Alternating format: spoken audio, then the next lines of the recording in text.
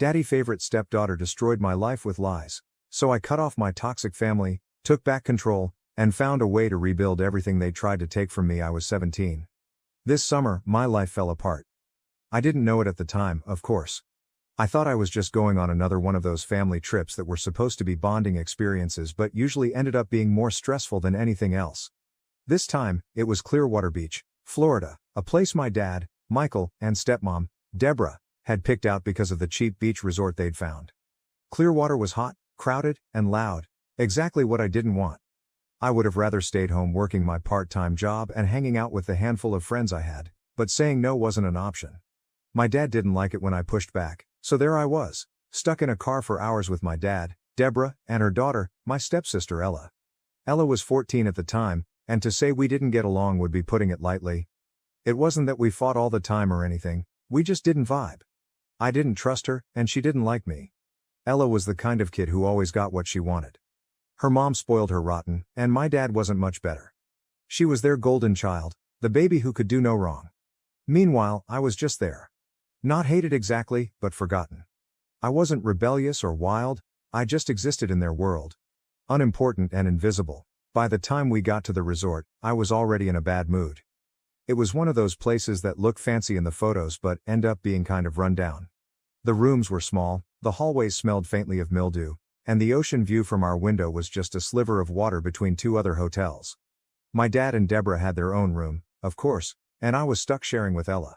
That was the first blow. I tried to brush it off. It was only for a few days, right?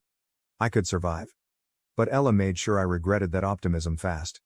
Ella had this way of making you feel like she was better than you without even saying anything. She rolled her eyes when I unpacked my bag, complained loudly about having to share a bathroom, and shot me these judgmental looks anytime I dared to speak. She was the kind of person who could make you feel stupid just by existing near her. By day 2 of the trip, we couldn't stand each other. I don't even remember how the argument started. It was probably something stupid, like me using her hairbrush without asking or her taking forever in the bathroom when I needed to shower. All I know is that suddenly we were screaming at each other. She threw a pillow at me like a 5-year-old having a tantrum, and I fired back with a snarky comment I can't even remember now. After that, Ella shut me out completely. She didn't speak a single word to me for the rest of the trip. She wouldn't say good morning, wouldn't respond when I asked her to pass the sunscreen, nothing. At first, I thought it was kind of funny. I figured, fine, if she wanted to ignore me, I could ignore her right back. Honestly, it made things easier. But the silence didn't stop when we got back home. For weeks, Ella refused to acknowledge my existence. She'd walk past me in the hallway without a glance, skip over me in conversations at the dinner table, and act like I wasn't even in the room. At first, I thought she was just being petty. 14-year-olds are dramatic, right? I figured she'd get over it eventually. She didn't. Things got weird pretty quickly. My dad and Deborah started acting differently toward me, though I couldn't figure out why. They weren't outright mean, but something had shifted. My dad, who normally didn't pay much attention to me, barely looked at me when we spoke. Deborah started watching me closely, like she was trying to catch me doing something wrong. I didn't think much of it at first. I told myself I was imagining it, that I was just paranoid because of the weird tension with Ella. But then little things started happening that I couldn't ignore. One afternoon, I came home from school to find Deborah in my room rifling through my drawers. When I asked her what she was doing, she just said she was checking something. When I pushed her for answers, she ignored me and walked out. I stood there, staring at my overturned drawer, feeling violated and confused. What was she looking for? A few days later, I overheard my dad and Deborah whispering in the kitchen. My name came up more than once. I couldn't hear everything they were saying, but the tone was sharp, disapproving, almost angry. My stomach sank as I crept back to my room. I couldn't figure out what was happening, but I had a sick feeling it had something to do with Ella. I found out soon enough. One night, I was sitting in my room doing homework when my dad barged in without knocking. His face was red, and he looked angrier than I'd ever seen him. "Where were you last night?" he demanded. I blinked at him, completely confused. "What are you talking about?" "I was here." "Don't lie to me, Hannah," he shouted. "Ella told us she saw you sneaking out again. She said you're running around with boys and doing drugs. Is that true?" I just stared at him, my mouth hanging open. It was so ridiculous that, for a second, I thought he was joking. But he wasn't. His hands were clenched into fists, and his voice was trembling with rage. Wait, what? I said. I'm not sneaking out, and I'm definitely not doing drugs. What is Ella even talking about? My dad didn't believe me, not for a second. He just started yelling about how I was ruining the family, how I was going to destroy my future, how I was a disappointment. I tried to defend myself, to explain that Ella was lying, but he didn't want to hear it. He cut me off at every turn, shouting over me until I finally gave up and shut my mouth. That night, I lay in bed staring at the ceiling, trying to figure out why Ella would do this to me. What did she have to gain by making up such horrible lies? I thought back to the trip, to the stupid argument we'd had, and wondered if this was her twisted way of getting back at me. Whatever her reasons, it didn't matter. The damage was done. From that night on, everything changed. My dad treated me like a stranger, worse, like a criminal. Deborah would barely speak to me, and when she did, it was to criticize something I'd done or accuse me of lying about where I'd been. Ella, meanwhile, acted like nothing was wrong. She still wouldn't speak to me, but every now and then, I'd catch her smirking, like she was proud of what she'd done. I didn't understand it. I didn't understand her. But one thing was clear, Ella had turned my life upside down, and I had no idea how to fix it. It didn't take long for my life to spiral. At first, I thought maybe it would blow over, that eventually my dad and Deborah would realize how ridiculous Ella's lies were. I mean, come on, me sneaking out every night, doing drugs, selling my body? None of it made sense. But I underestimated just how deep Ella's poison ran. For weeks, my dad treated me like some criminal under surveillance.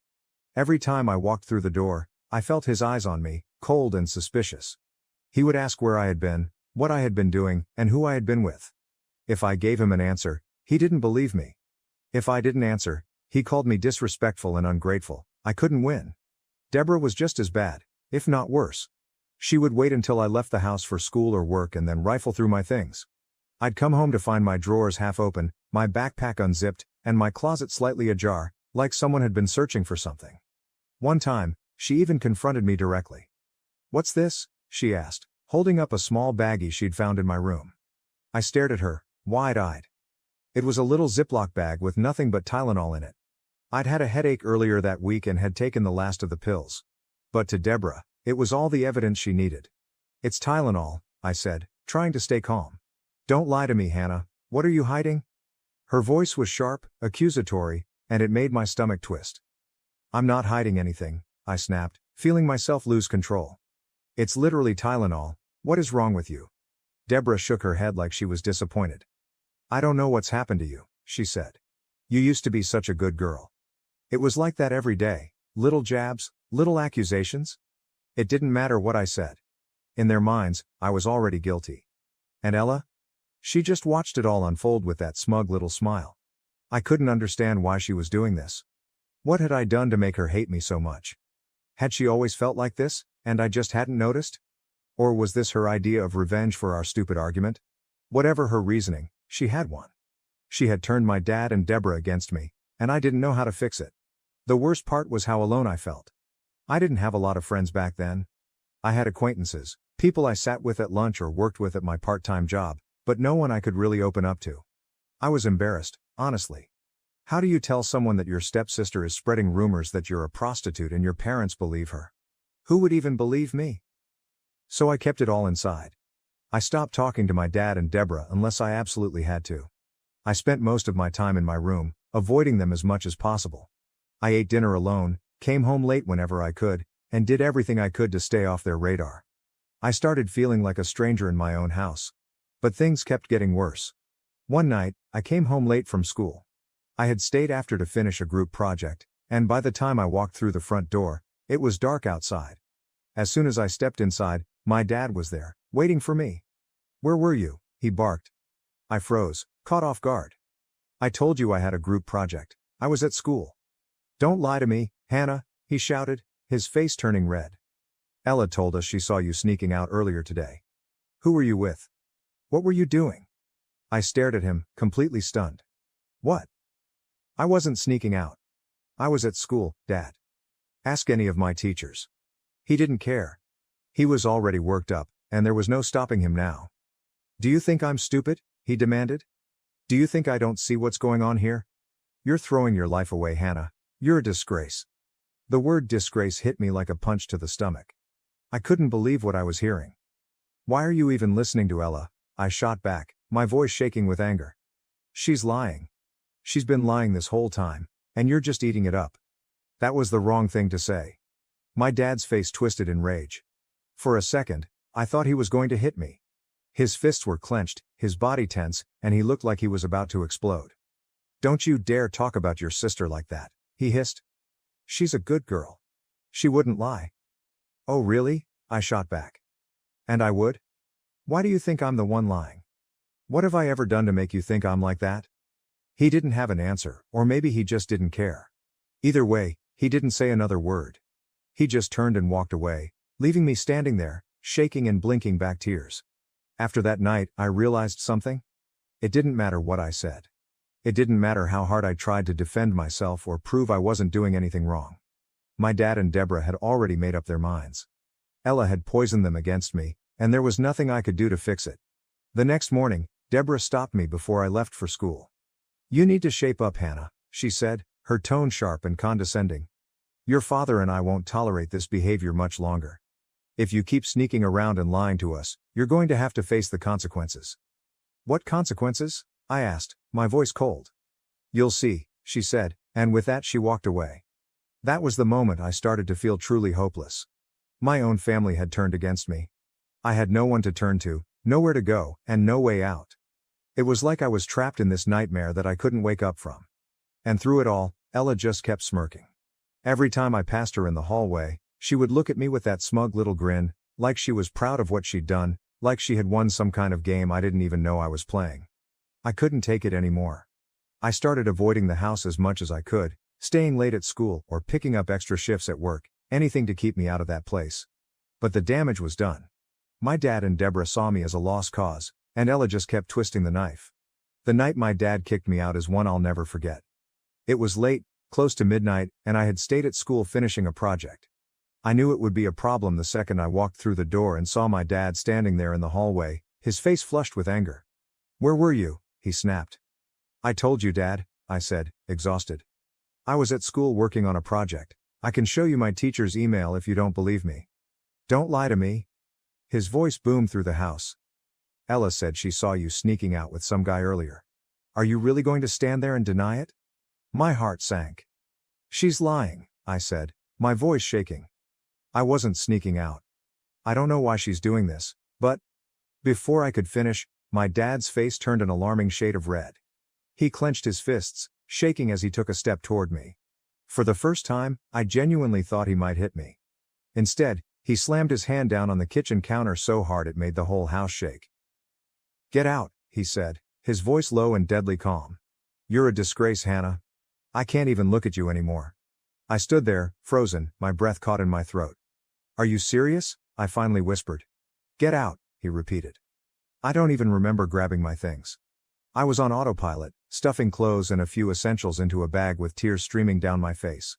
Ella stood at her bedroom door as I walked past, leaning casually against the frame with that same smug look on her face. She didn't say a word, but she didn't have to. Her expression said everything. I won. I couldn't even look at her. I just kept walking out the front door into the night. For the first few days, I crashed on my friend Jessica's couch. Jessica and I weren't super close, but when I texted her saying I had nowhere to go, she didn't hesitate to let me stay. I didn't tell her everything. I didn't have the energy to explain the whole ugly story. All I told her was that things at home had gotten bad and I needed some time to figure things out. Those days were the longest of my life. I felt numb, like I was floating through the world in a daze. I'd go to work, go to school, and then come back to Jessica's place, where I'd curl up under a scratchy blanket and stare at the ceiling until I eventually fell asleep. My dad didn't call. Deborah didn't call. And Ella? She probably celebrated. After a week, I knew I couldn't stay at Jessica's forever. I found a tiny, run-down studio apartment in a crummy part of town. It was the cheapest place I could afford with the little money I had saved from my part-time job. The walls were paper-thin, the floor tiles were cracked, and the bathroom sink leaked constantly. But it was mine. For the first time, I had my own space. No Ella. No accusations. No lies hanging over my head. At first, I thought I'd feel free, but mostly, I just felt alone. Over the next few months, I settled into a new routine. I picked up more shifts at work, barely making enough to pay rent and buy groceries. I ate ramen noodles most nights and spent my weekends studying at the library because I couldn't afford Wi-Fi. It was hard, but it was better than being in that house. I tried not to think about my family, but it was impossible. Every night, when I lay down in that creaky bed, I'd replay everything in my head. Ella's smirk, my dad's accusations, Deborah tearing through my things. I kept asking myself the same questions. Why would Ella do this? Why didn't my dad believe me?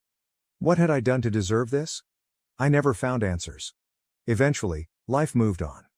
I finished high school, barely scraping by with my grades, and found a better paying job at a diner downtown. It wasn't glamorous, but it paid the bills. Slowly, I started saving a little money and letting myself dream of something better. Then I met Ryan. Ryan was the kind of guy I never thought I'd end up with, steady, kind, and patient. We met at the diner where I worked. He came in one day with a group of friends, ordered pancakes, and made a stupid joke about the syrup that somehow made me laugh. I didn't think much of him at first, but he kept coming back, always sitting in my section, always smiling at me like I was the best part of his day. After a few weeks, he finally asked me out. I hesitated. I wasn't exactly in a place where I felt like I could offer someone anything. I was still struggling to pay rent, still trying to shake the ghosts of my past. But Ryan didn't care. He saw me, really saw me, and for the first time in a long time, I felt like I mattered to someone. Ryan didn't push me to open up about my family. I told him bits and pieces, just enough for him to understand why I didn't have a relationship with them. He didn't pry, and I loved him for that. He just held my hand when I needed it and made me laugh when I was feeling down. For the first time in years, I felt like I was building a real life, one that wasn't defined by Ella or my dad or all the lies that had torn us apart. Then, out of nowhere, Liam messaged me. Liam was Ella's ex-boyfriend from high school. I hadn't thought about him in years, so when his name popped up on my phone, I nearly dropped it. I stared at the screen for a long time, debating whether or not to open the message.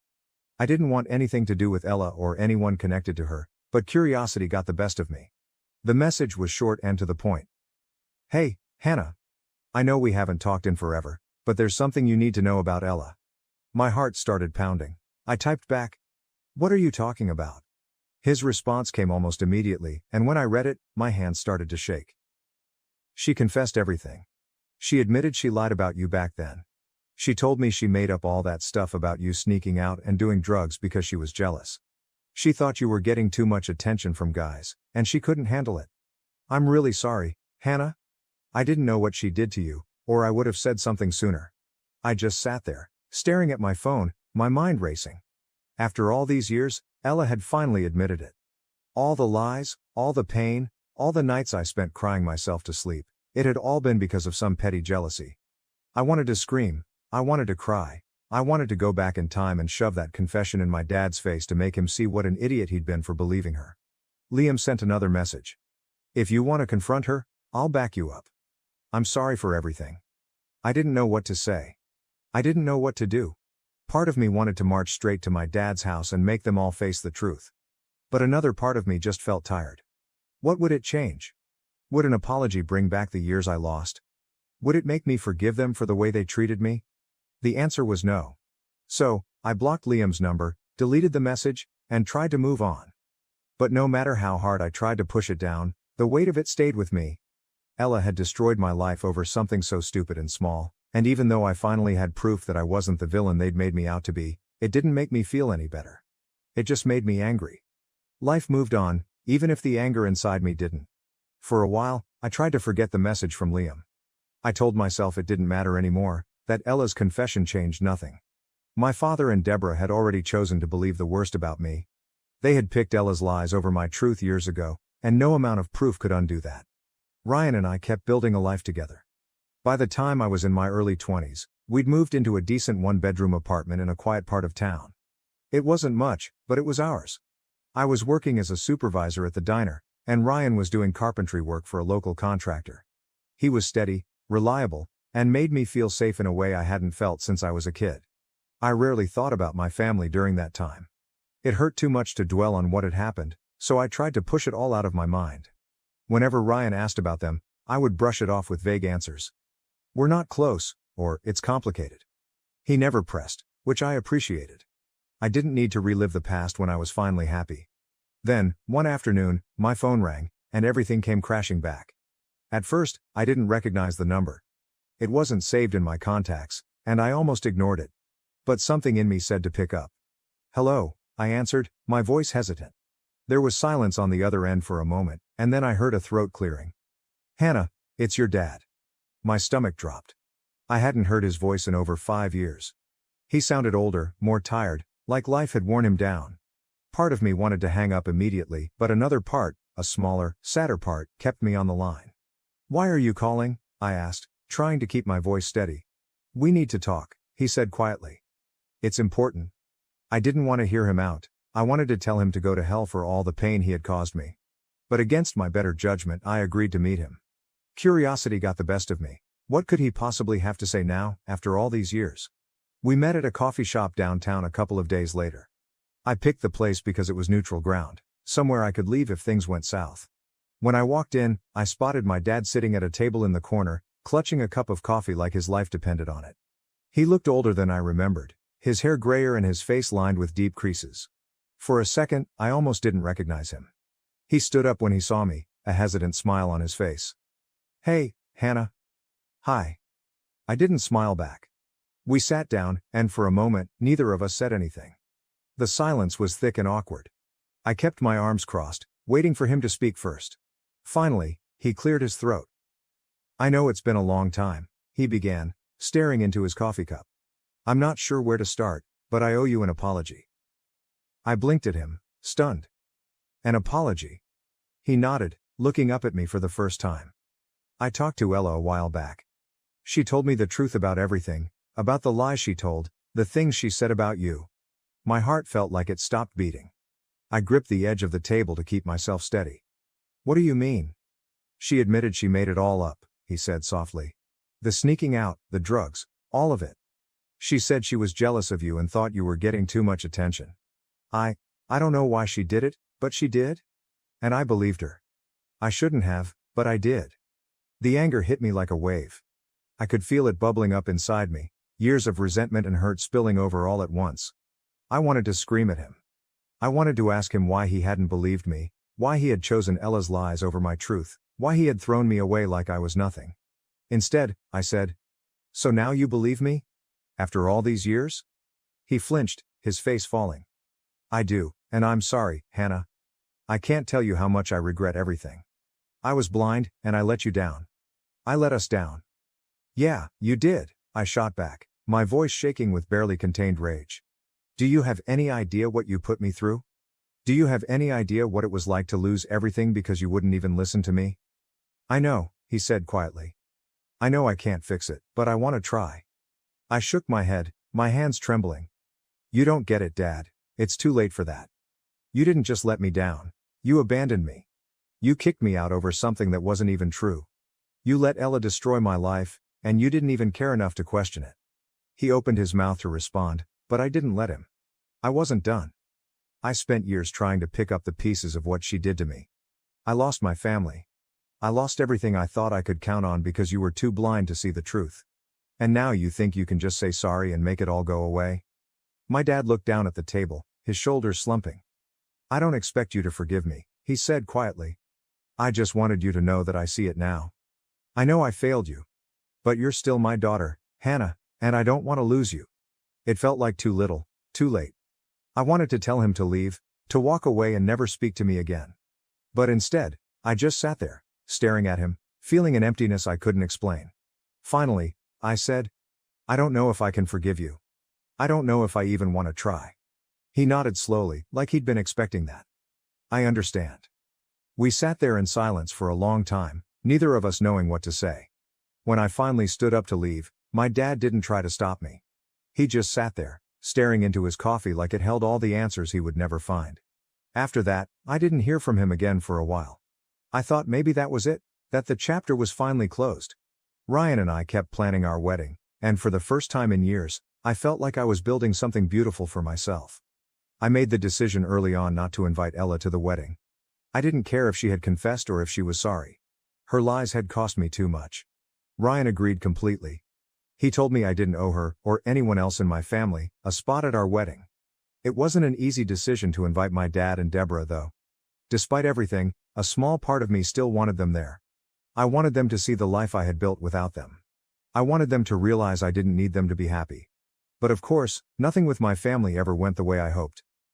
A week after I sent out the invitations, my dad called me again. I hesitated before answering, already dreading what he had to say. Ella's asking why she didn't get an invite to the wedding, he said without preamble.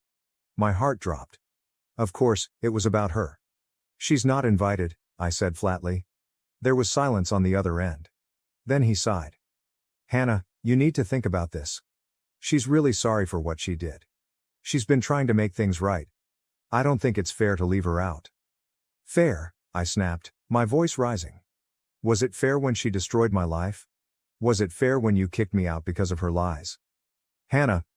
No, I said, cutting him off. If you can't come to my wedding without her, then don't bother coming at all. There was a long pause, and then my dad said softly, I'm sorry you feel that way. I hung up without saying another word. The phone call with my dad rattled me more than I wanted to admit. I sat on the couch after hanging up, staring at nothing, my fists clenched in my lap.